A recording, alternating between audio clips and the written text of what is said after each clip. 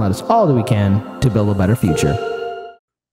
I think it's fair enough for us to say that the Democratic primary is completely stupid. Okay. Now, if you told us to Cenk Uygur, he would say, we got to support Marianne Williamson because if she got more media press, people would take her seriously. No, she's running a very piss poor campaign. It's a glorified book tour. Now, I'm not impressed with anybody who's currently running, and if you're running a Democratic primary, the game is rigged. However, I've been seeing something from one of the candidates in particular, and I just want to shine a light on it. I don't agree with his policy issues. Some things I do agree with, especially when it comes down to free speech. However, everything else is a little bit meh, which is why I don't vote Democrat. However, I would never see AOC or Bernie Sanders talking like this. They would never talk like this. So RFK Jr. said that I am the threat 10 times more than Bernie Sanders was. I respect this. And I respect that you're actually calling out Bernie to cuck Sanders, because Bernie had a political movement and he abandoned us. He sold us out and sheep-herded people back into the Democratic Party.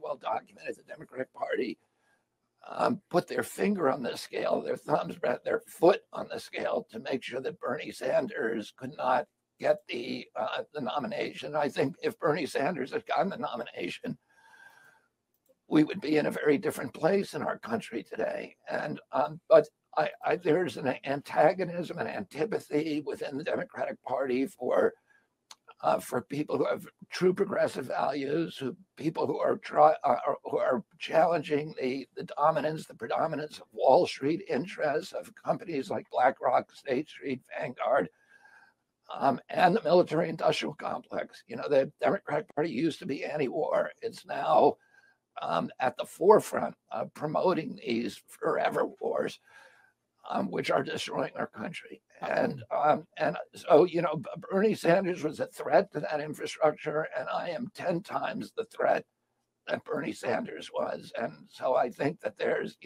they pulled out all the stops to make sure that that I will not threaten the donor base. Exactly.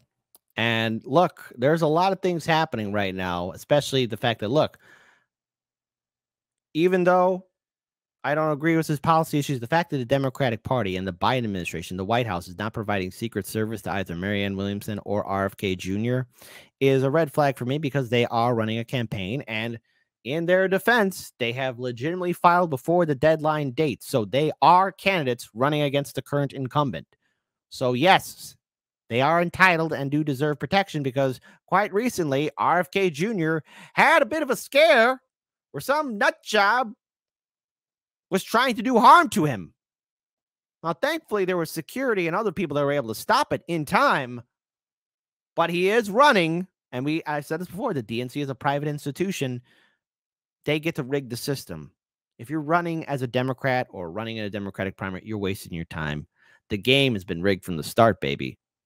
RFK Jr., welcome to the party, to waking up.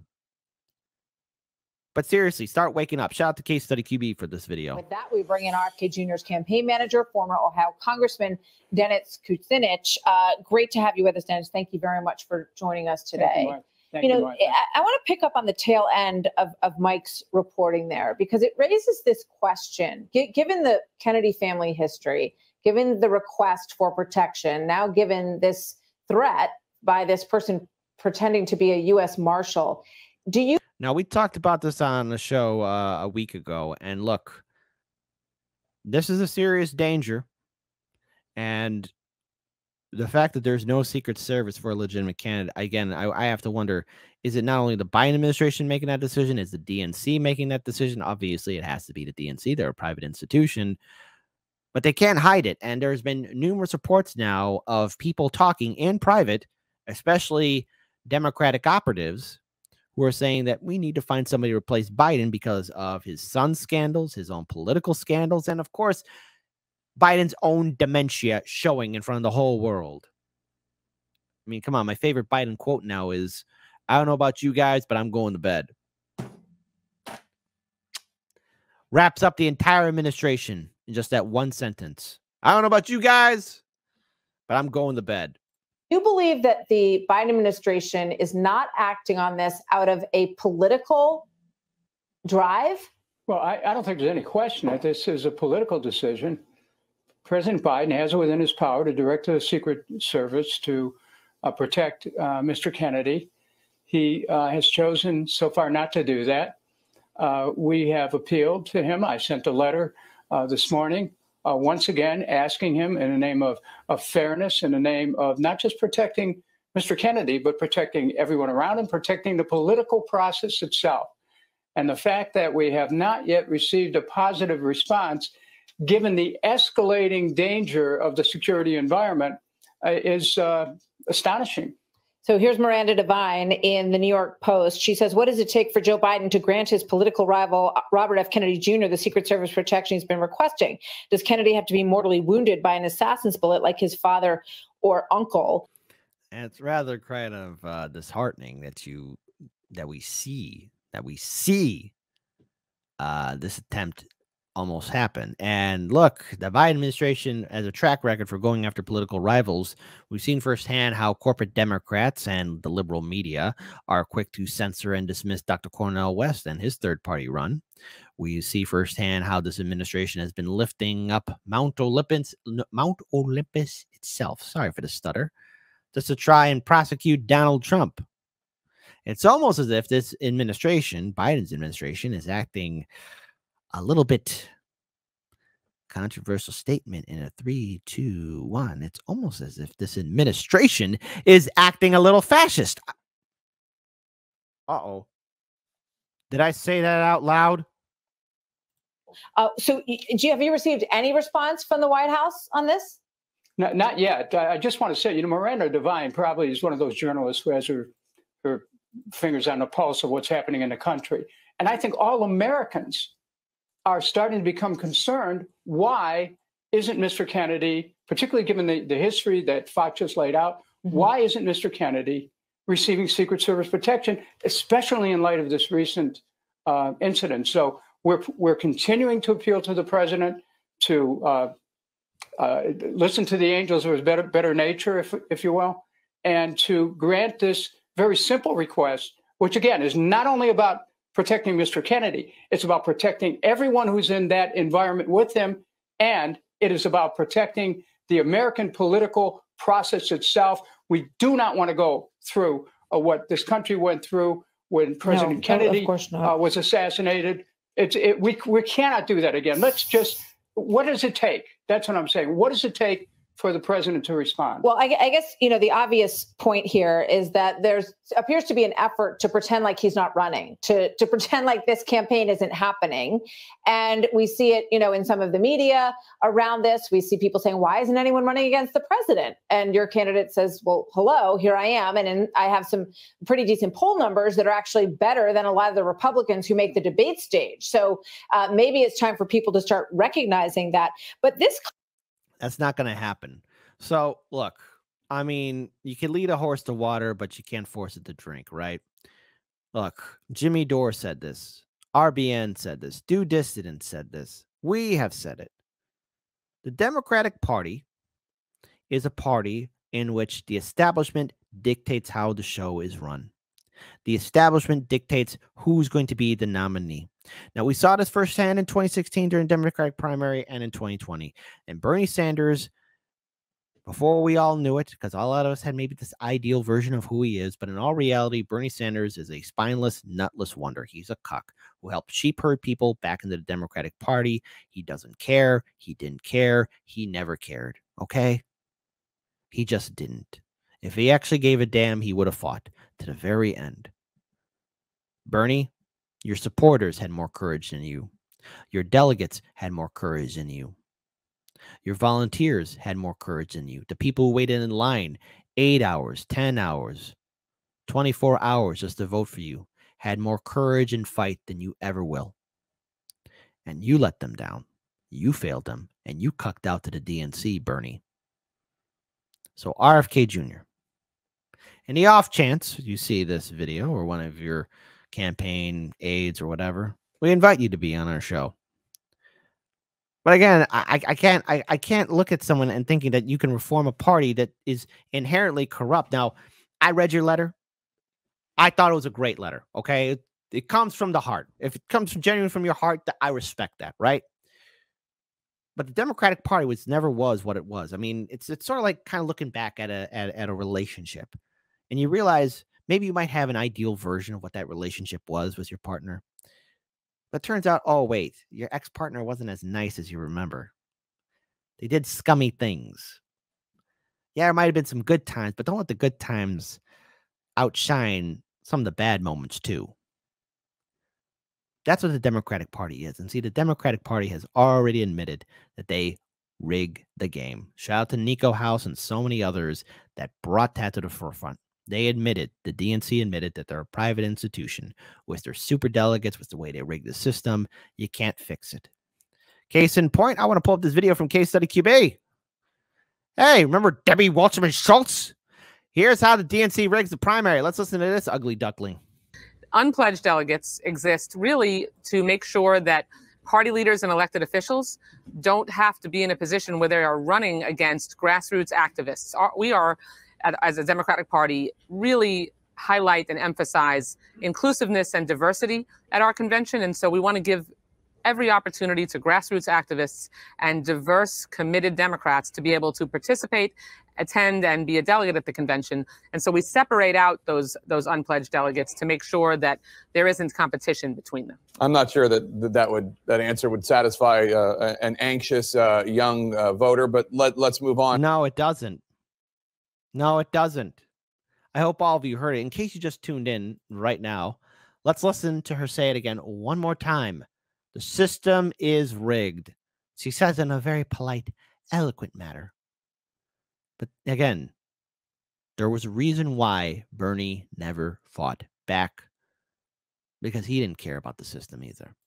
Unpledged delegates exist really to make sure that party leaders and elected officials don't have to be in a position where they are running against grassroots activists. We are, as a Democratic Party, really highlight and emphasize inclusiveness and diversity at our convention. And so we want to give every opportunity to grassroots activists and diverse, committed Democrats to be able to participate, attend, and be a delegate at the convention. And so we separate out those unpledged delegates to make sure that there isn't competition between them. I'm not sure that answer would satisfy an anxious young voter, but let's move on.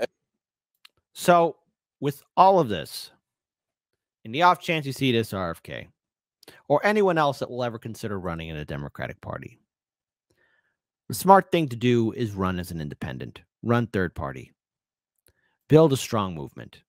Shout out to Nico House for this video. I want to play it. Shout out to Nico. Follow him on his for all his great work. Did presidential hopeful and Democratic primary candidate RFK Jr. just threaten a third-party run if the Democrats don't cut out their shenanigans? For those of you who have been paying attention to politics the last 7 years or so, you know that DNC in rigging is basically like a girl shaking her ass outside of the car window during spring break in Miami. You're never surprised by it. You actually expect. Yeah, that's pretty good analogy, Nico. But even still, you're like, bruh. So if you have been paying attention, then you won't be surprised when I tell you that the DNC has changed its rules in order to favor Joe Biden, the establishment hopeful and the current president of the United States. They decided that it will be South Carolina that will be the first primary state of the country, not Iowa, not New Hampshire. No, on its face, that might not seem that nefarious until you remember that Sanders, Buttigieg, Klobuchar, and Warren all beat Biden in New Hampshire. And Sanders, Buttigieg, and Warren all beat Joe Biden in Iowa as well. Yeah, everyone forgets that. Again, Biden wasn't really doing too good until a guy named Obama gave him a phone call. And Buttigieg, Klobuchar, everybody else dropped out of the race.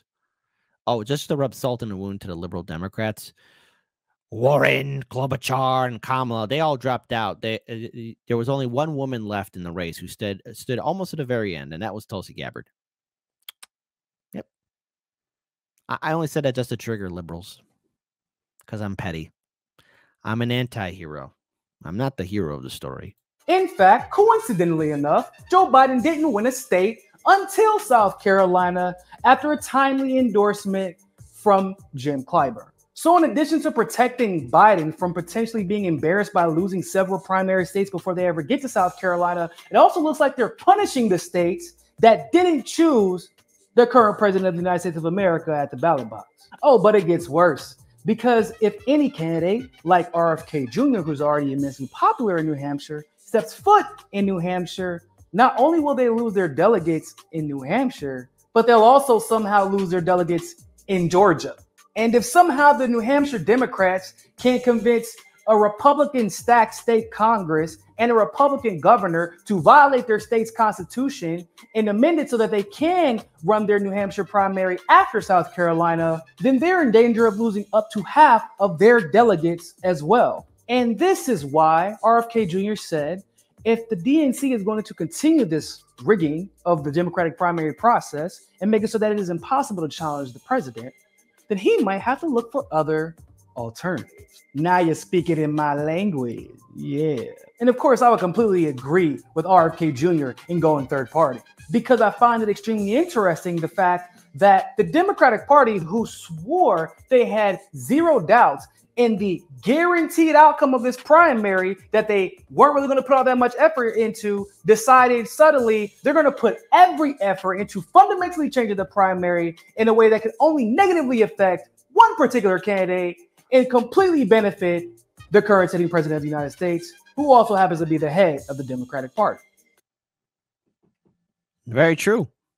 RFK Jr., go full independent, okay? Because obviously the Green Party... I'll give my criticism for the Green Party for another show, but the Green Party has been lackluster right now and thoroughly not impressed with its decision-making skills that its campaign manager is currently doing. Not too happy how it's playing out.